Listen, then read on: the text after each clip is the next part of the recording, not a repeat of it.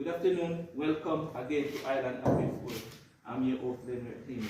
This evening I have with me a person who you could call a all-rounder in cricketing terms. A sports person, community person. Meet my guest, Mr. Courtney Morrison. Mr. Morrison, welcome, sir. Thank you, Mr. Dwayne. Thanks for having me. Yes, sir.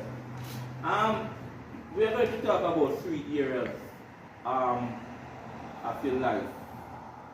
Just small areas. We're going to talk about cricket, football, and community service for this afternoon.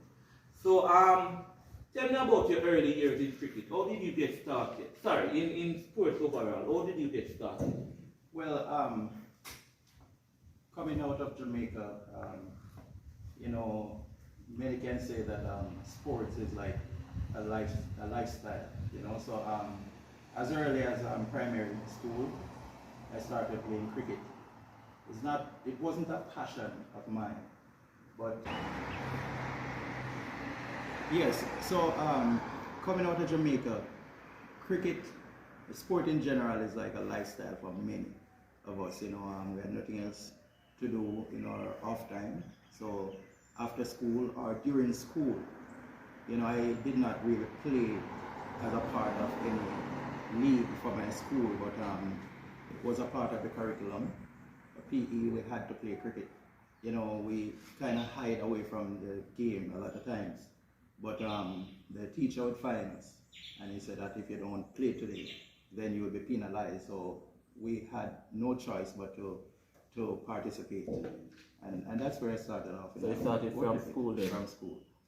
Did you play any form of cricket or football at community level back in Jamaica? No, just school, during school. And I kind of took a break from it when I was about 13 years old. I remember during one game, from that early age, I had a passion for defending. And I was shielding a ball, and the guy that I was shielding the ball from inadvertently jumped on my back and sent me to the ground and dislocated an arm. And for me, the parents were very rough on me, so I decided that I would stay away from it. That also posed a threat to me when I go back to play cricket. Because of the dislocation in the arm, I was unable to really play proper stroke, to play straight, But I tried to adapt with that handicap, and I continued because I just had to stay active, So mainly school, and then after school we play, what we call street ball. And that's most of what we did back then. Okay. Coming home now to Cayman Brack. How did you get involved in Cayman Brack? I know when you reach here, you must have seen the sports already. How did you get started in Cayman Brack cricket? Well, I was living in Grand Cayman before. I was domiciled in Grand Cayman, and I only would have trips here to work in the Brack. So Grand Cayman is where I really started off playing cricket. So back then, did you play for a club in Grand? Yes, I played. Back then we had a club called Asphaltic. Okay. And I used to play for Asphaltic. In Grand Cayman, I also played briefly for the health service team. They had a team with doctors and health professionals who were there, at the time. And back then I played against Cayman Brack. And they had the greats of David Reed and Shanda Paul and Gibson and those Brack back in the days, icons, back in the days, and would come over to Grand or vice versa, and we'd play against those persons back then.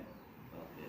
I'm gonna touch on an area now, the Brack Lions, right? And for those who don't know, the Brack Lion is the red team, right? Right. And I personally, I come to cricket and I have fun with Brack Lions in that. You win some and you lose some, right? Yes. I remember you play a competition and you didn't win one match, but you come back the following competition and you won the competition.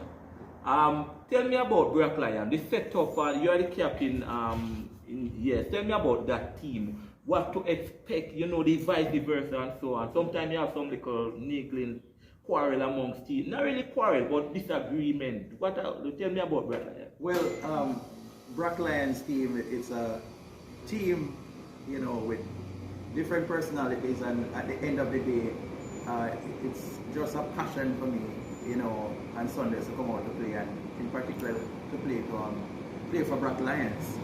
Black Lions, we try to be a disciplined team, and I believe in a policy. You know, you have to have a structure, and I have a little policy that we try to implement for Black Lions, and we say even if we're not winning, we want to make sure that we compete in all the games, and we want to, you know, stand for discipline. And if we're going to win together, we should also learn to lose together. And so we went one competition almost winless. Was at the end of that league, we picked up momentum.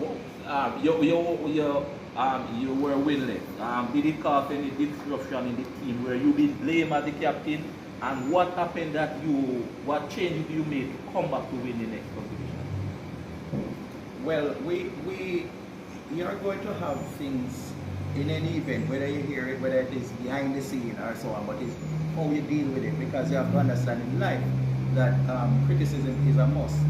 But is it constructive or destructive? Or by making mistakes and so on, you want to know that you learn something from it. And if you can learn something from a mistake, then you know how to correct it, and you don't repeat the same mistake always. And then you can put yourself together and compose and move on from there. And then yeah, it was victorious for the Black Lions. Who is the biggest competition? What's the name of the green team? Is that fairly give us problem? Is the green team? Or is the purple team? What's the name again? The purple team is the green team is Strikers. Strikers, right. Purple team is Stars. Yeah. And I consider Mr. Ferdy like a best friend of mine. Yeah. So if it's not at cricket, I'm gonna see him at church. I'm gonna see him somewhere. Right. So even when we have lost, you know, I can get away from the other persons, the other players, but I'm going to have to deal with Mr. Ferguson. Even after church is going to come to us out in the womb, you know, and, you know, so a reminder. A reminder is going to call around the community to let them know that he has triumphed over the red team, and I think he's tried to triumph over the red team, and so I mean. It's fun for us. Yeah, cricket is fun. You are currently the vice president and manager of Black Cricket Club. You have been involved in cricket for some time now. You must have ambition of being in Cayman Islands Cricket Association. What are your plans? Do you think about having a position in Cayman? We are based in Black. We need somebody from Black and that in that area. Do you have ambition of being? Well, for me, I really never look at it from that level, because it's community and it is building. So if I'm in a small aquarium, I'm fine there. You know, if anyone has leadership in them, it is going to come out at some point. And so I would rather to focus on Brack, because I think that's where the development must happen. You know, I want to see Brack as a world-class team and who go and participate, you know, and compete against Grand Team and other teams. So at the moment my focus is going on Brack. If Grand Team comes and knock on the door, then so be it. Alright, as we are speaking, the cricket team is in practice. You have a competition coming up, the Cayman Islands Cricket League, right? You're gonna enter Brack. You're gonna win the competition this year, or teams gonna come and beat up Brack team? What's gonna happen? Well, you know, there's a saying that they say the biggest winner and the biggest loser. You know, I would not want to see Brack be the biggest loser. Yeah. So with that, I'm here to say we're not here to be a beating stick, and we're not there to participate. We're there to compete. Right. Albeit the ball is wrong, and I'm not the person that just talk away, you know, from the stands. I'd rather the ball do the work on the day, and that's my focus. Alright, let me just, well, I'm still on cricket, but I'm gonna come off track now because I come to some of your games. When I come to some of your games and you are playing domestically, I mean amongst like Black Lion against Strikers or whosoever the team there, I see so many balls over the beach and over the wall and so on. But when a team comes I don't know, are you timid playing against team from Grand? Well, I think most time it has to do with your development, and it has to do with your awareness and how motivated you are. Because sometimes persons are motivated to play at one level. And, if you are playing for a club and then you have to play as a national team to represent the country at a national level, the expectation is different. You know, so sometimes guys do not step up to the level, you know, of the competition, and you can be defeated. But I think that this year, you know, we should have a better system and a better structure. So with that, we believe that we can win the competition, and we're going out there to win the competition. Okay, all the best. And that year, you have the James, you have the Sanjay, you have yourself, you have Mr. Fergus still there. I wish the team all the best. I will be watching some of your matches. Let's move on now to football. An area that I know you very well in. You have played for Cayman Brack men's team for the past 20 years as a defender, right? You're captain the team too? Yes, I am captain. Tell me about that journey. That 20 years is a long time. Yes. Maldini days in Italy.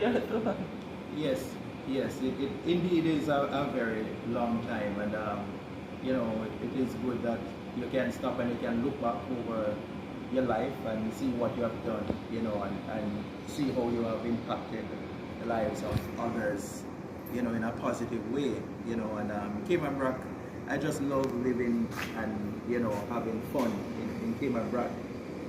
A lot of times I hear people say there's nothing to do, but for me it's just too much to do, you know, because it's just my plan to always be a part of a program that instills, you know, discipline, and we can impact the community in a positive way, you know. So in other words, we're trying not to enforce in situations, you know, on youths of the community, you know, but reforming them and leading them and influencing them in the right path.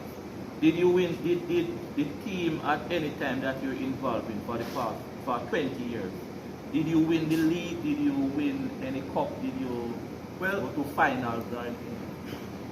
Well, let's look at it in two prong here. Just like how we have the local cricket with the clubs that play against each other. Back in the days in the early 2000s, late 90s, early 2000s, we also had, right at the Cayman Brack High School, that's where we used to play before we had a field on the bluff.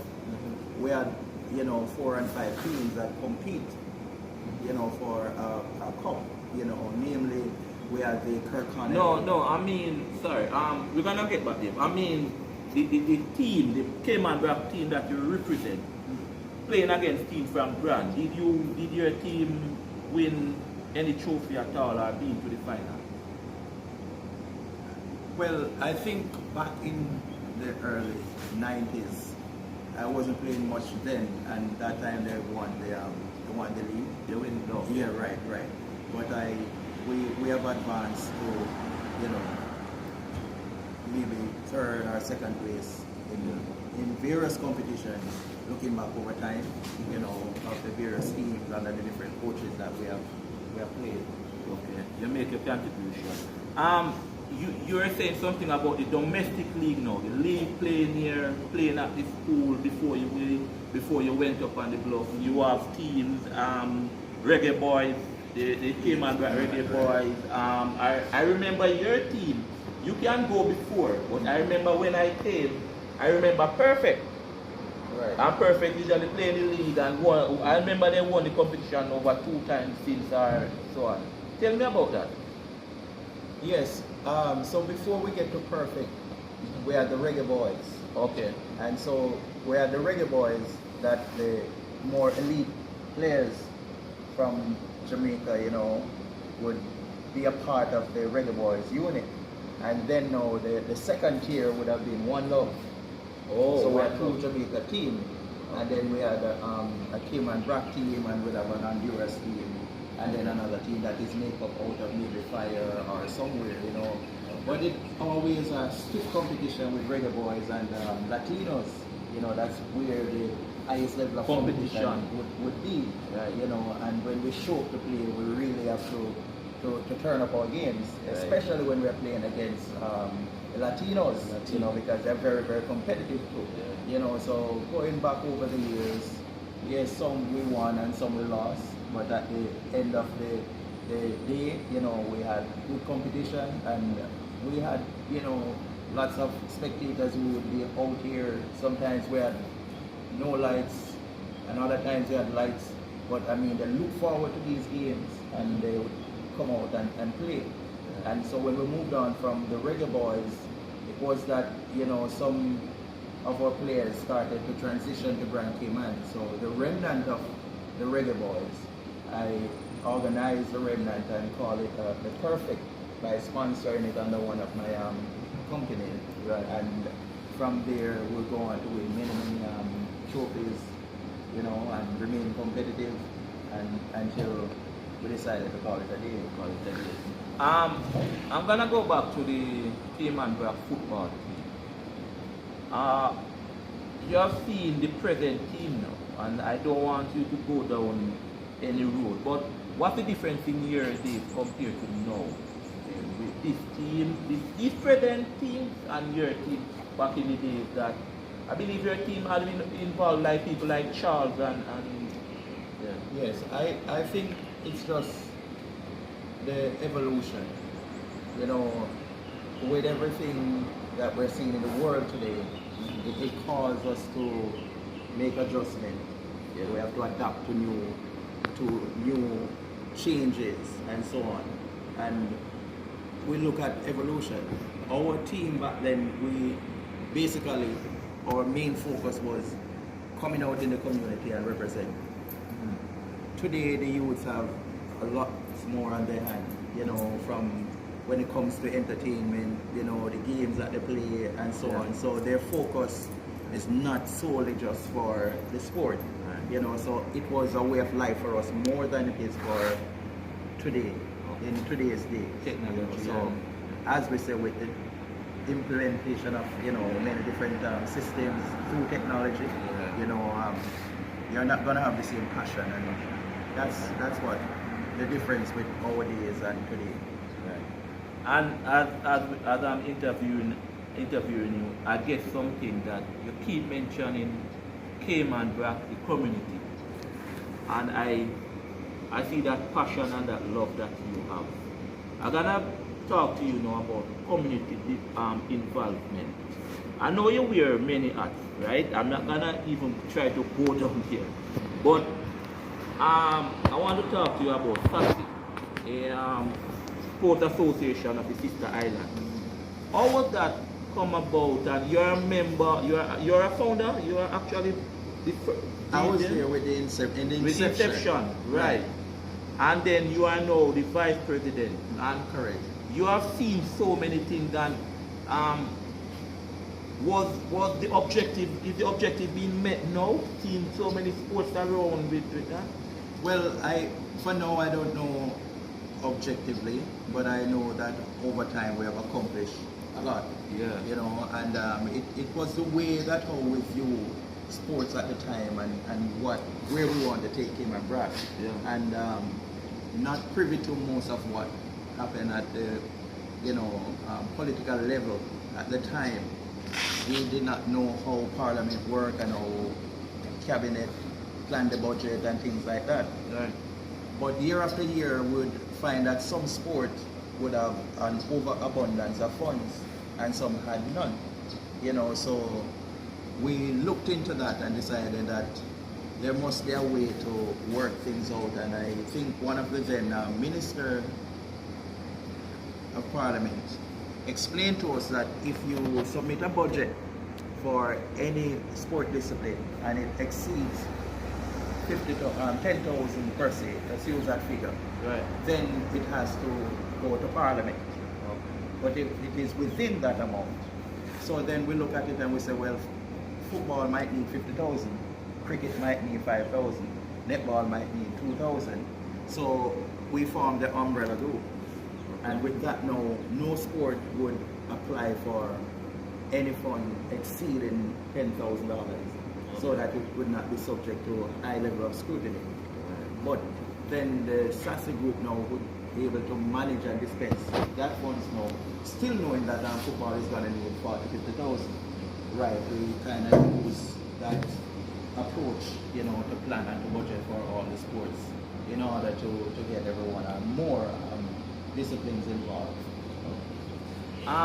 You in 2018 you received the National Heroes Award for long service in sports. What does that mean to you? You have contributed, you have done 20 years or more on the football, you have been in cricket, I've seen you around in other sports. What does that mean to you? Well, for me, looking back at the time, I was somewhat blown away because I really, over my life, whatever I do, whatever my contributions are, I was not looking for anything. I wasn't doing it for anything in return. And to be so recognized, I really think that it speaks volume of, the country itself. To know that people at high level look at your involvement and look at your contribution. I want to use that to encourage everyone in the community. Don't say that no one sees you and no one knows what you are doing, because there is someone who is keeping a record, and when you least expect it, you may never know. Somebody just knock on your door and say, look, we have an award for you, and I'm proud to receive that award, to know that over my life, over 20 years, I have contributed. And it is not something that I'm looking to be gainfully, occupying, but just to freely give it to the community itself. The Jamaican 2005-2006, you received Jamaica as a Jamaican for services rendered to Cayman Island, to Cayman Group, sorry. Again, another prestigious award. It is indeed. It is indeed. And that time it had to be voted for. So the Jamaican community was very strong back then. But you know that there is a type of stigma, that goes along with being a Jamaican. And even if you change, if you're a dual citizenship, it's kind of what you represent, because you see, we are always going to be a Jamaican. So you have to get beyond stereotype. And you have to understand that even if there's 100 individuals and they're saying that this is just a bad bunch of individuals, you have to know that you can impact that group and you can make a difference. And somebody have to hold their head high in spite of critics and everything like that. And that's all I was doing at the time, and trying to, wherever I see anything indiscipline, any type of legal elements that is not acceptable from a community level. I'm not a police, but I would say, well, let us do something more positive than to create a nuisance. Yeah. Mr. Morrison, I am saying to you, this is part one. I'm gonna come back. I have so many things to cover, right?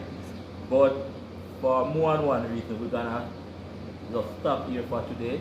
But I tell you, I'm gonna come back for part two. I want to say thank you, sir.